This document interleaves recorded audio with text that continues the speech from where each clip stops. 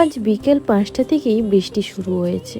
বেশ ওয়েদারটা ভালোই আছে, তাই ওয়েদারটা ভালোই দেখে আমার মনটা খুব উড়ু উড়ু করছে যে কি খাবো।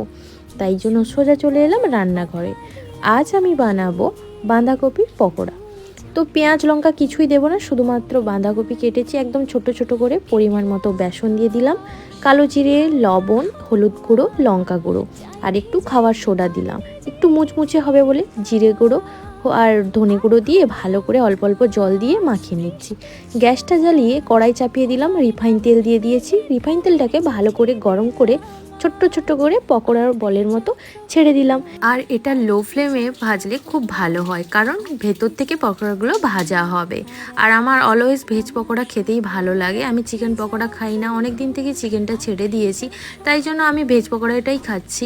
আর আমার ভাজা হয়ে গেছে, একটু টমেটো কেচাপ দিয়েছি এর সঙ্গে শুধু খাবো। আর বৃষ্টি হচ্ছে, বৃষ্টি দেখতে দেখতে জানালা পাশে খাচ্ছি, কি যে ভালো লাগছে। আজকের এই ওয়েদারটা সত্যি খুব ভালো লাগছে। যাই হোক, ভিডিওটা কেমন লাগলো কমেন্ট করে জানিও। দেখা হচ্ছে নেক্সট ব্লগ।